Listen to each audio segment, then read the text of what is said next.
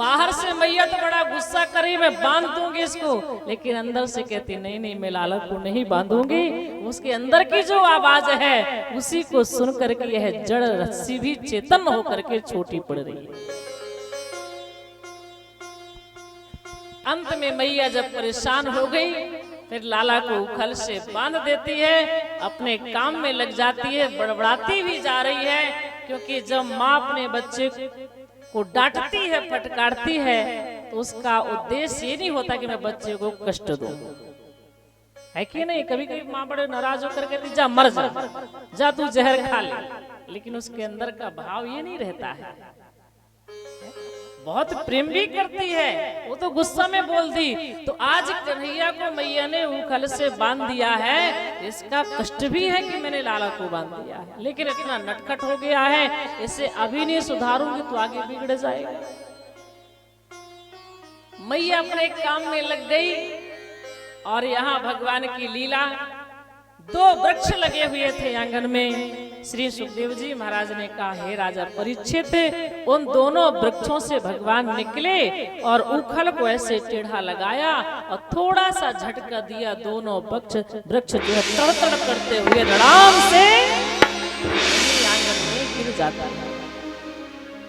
और जैसे दोनों वृक्ष जो अनादिकाल से खड़े थे, आज कई वर्षों से खड़े थे, आज वो दोनों वृक्ष गिरे और उनसे 2 दिव्य पुरुष प्रकट हो जाते हैं। उन दोनों पुरुषों ने हाथ जोड़ करके भगवान की स्तुति की। भगवान की स्तुति करते हुए और फिर वो दोनों परिचय देते हैं कि हम कौन हैं।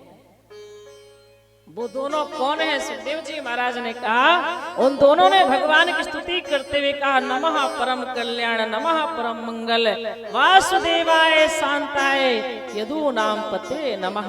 हे प्रभु, हे वासुदेव, हम आपको प्रणाम करते हैं। उनका उद्धार हुआ। परीक्षित जी ने पूछा, ये हैं कौन, कैसे वृक्ष बने, ये दिव्य पुरुष कौन है, इनका परिचय दीजिए। श्री सुखदेव जी ने कहा, हे राजन, एक समय की बात है, कैलाश पर्वत पर मंदाकिनी बहती है, वहां पर एक दिव्य सरोवर था। उस दिव्य सरोवर में कुबेर के 2 बेटे जो थे। कुबेर कौन है जानते हैं आप लोग? कुबेर जो है ये देवताओं के कोषाध्यक्ष है। पूरा धन संपत्ति इन्हीं के पास में रहती है। तो कुबेर के 2 बेटे थे, नलकूबर और मणिग्रीव। और इन दोनों ने क्या किया कि उस मंदाकिनी नदी में, सरोवर में स्नान इत्यादि कर रहे थे, जल विहार कर रहे थे, बहुत सारी अप्सराएं थी। उसी समय इनको बड़ा अभिमान था, बड़ा घमंड था, अभिमान था। ध्यान रखें, कभी अभिमान नहीं करना चाहिए। अगर जीवन में अभिमान आता है तो वह व्यक्ति को बहुत नीचे ले जाता है। कुबेर के पुत्रों को अभिमान ये था कि हम तो कोषाध्यक्ष के पुत्र हैं, हम कुबेर के पुत्र हैं, कुछ भी करें हम सब कुछ कर सकते हैं, इसका अभिमान था। इतना ही अभिमान में इतने अंधे हो चुके थे। वहां स्नान कर रहे थे, देवऋषि नारद जी जब आए तो प्रणाम करने की तो बात ही छोड़ो, महात्मा जी को इन्होंने पूरे वस्त्र भी धारण नहीं किए। इससे नारद जी कुपित होकर के इनको श्राप दे दिए कि तुम दोनों जड़ की भांति खड़े हो। इतना तुम्हें अभिमान है अपनी सुंदरता का, तुमने अपने वस्त्रों को धारण नहीं किया, एक संत के सामने इस प्रकार से तुम खड़े हो गए। मैं श्राप देता हूं कि तुम जाकर के वृक्ष बन जाओ, जड़ हो जाओ।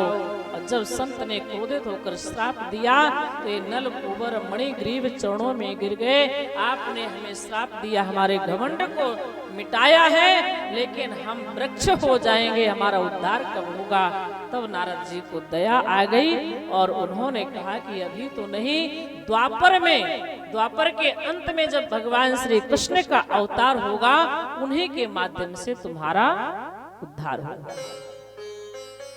तो सुखदेव जी कहते हैं, हे राजा परीक्षित, एक कुबेर के पुत्र मणिग्रीव जो है नलकूबर दोनों फिर दिव्य रूप में प्रकट हुए और भगवान श्री कृष्ण के चरणों को छू करके उनसे आशीर्वाद ले करके उनका दर्शन करके पुनः अपने धाम में चले जाते हैं।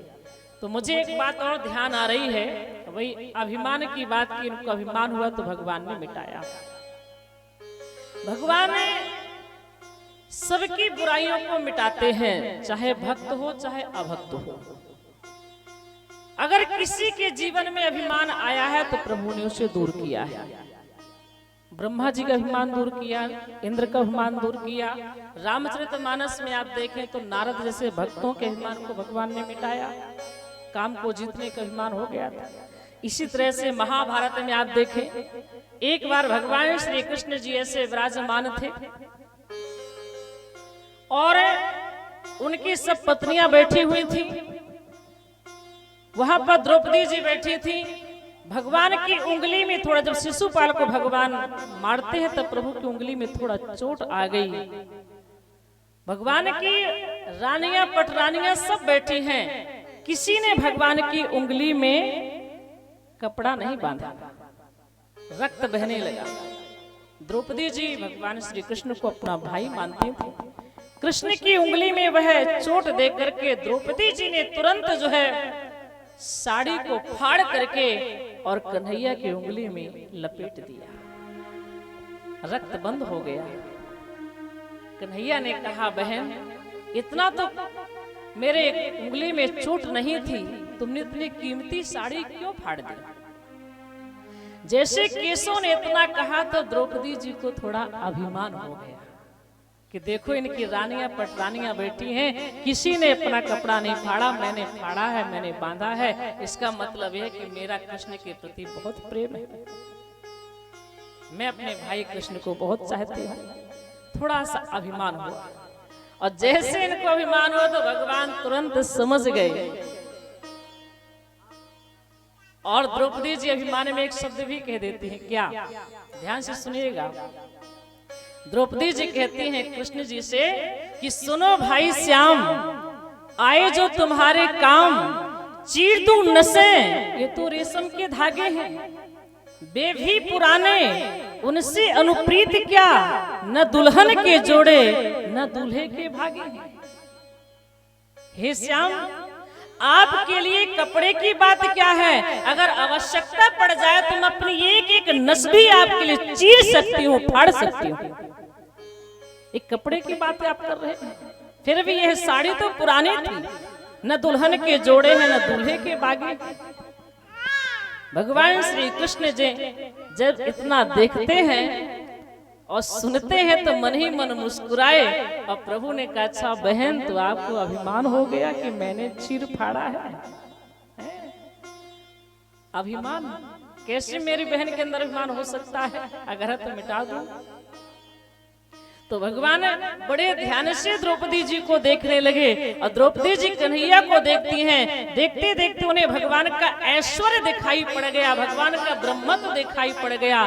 द्रौपदी जी ने मन में विचार किया, मैंने ये क्या कह दिया है कि मैं तुम्हारे लिए अपने नस भी फाड़ सकती हूँ? अरे ये तो परब्रह्म परमात्मा है, इनके लिए कोई क्या कर सकता है? तो द्रौपदी जी फिर अपनी बात को संभालती हैं, अभिमान अब मिट गया। भगवान कृपा दृष्टि सुन के अहंकार को जब मिटाते हैं तो द्रौपदी पहले क्या कहती हैं फिर क्या कहते हैं जरा सुने। द्रौपदी जी ने पहले कहा, सुनो भाई श्याम, आए जो तुम्हारे काम, चीर तू नसे, ये तो रेशम के धागे हैं, वे भी पुराने, उनसे अनुप्रीत क्या, न दुल्हन के जोड़े न दूल्हे के बागे हैं। और फिर अपनी बात को संभालते हुए कहती हैं, मैंने नहीं फाड़ा चीर केशव, मैंने नहीं फाड़ा चीर, देखत उंगली की पीर, आप ही निकल भागे, चार रेशम के धागे हैं, शेष हैं अभागे, जो बढ़े नहीं आगे, भाग उन्हीं के जागे जो उंगली से लागे हैं, भाग उन्हीं के जागे जो उंगली से लागे। द्रौपदी जी कहती है, मैंने नहीं फाड़ा कन्हैया, मैंने नहीं फाड़ा, ये तो आपकी उंगली की पीड़ा को देख करके, आपके रक्त को देख करके ये जो जड़ है यह भी चेतन हो गया और तुरंत चार धागे निकल करके आगे बढ़े और उंगली से लिपट गए और वही भाग्यशाली हैं जो आपकी उंगली से लिपट गए हैं, शेष धागे तो अभागे हैं। तो ध्यान रखिएगा, इससे हम आपको शिक्षा मिल रही है कि अभिमान नहीं करना चाहिए। दूसरी बात, संसार में सबका जन्म है, सबके साथ मृत्यु है। कर्म करने के लिए हम संसार में आए हैं, तो कर्म करते हुए भाग उन्हीं के जागे जो उंगली से लागे हैं। ये संसार का काम करते हुए भाग्यशाली वही है जो अध्यात्म में प्रवेश कर जाता है, भगवान श्री कृष्ण की शरण में पहुंच जाता है, वही भाग्यशाली है। तो भगवान श्री कृष्ण अपनी बाल लीला के माध्यम से उन्होंने आज कुबेर के पुत्रों के अभिमान को मिटा दिया। कभी अभिमान नहीं करना चाहिए, अभिमान करने से व्यक्ति का पतन हो जाता है।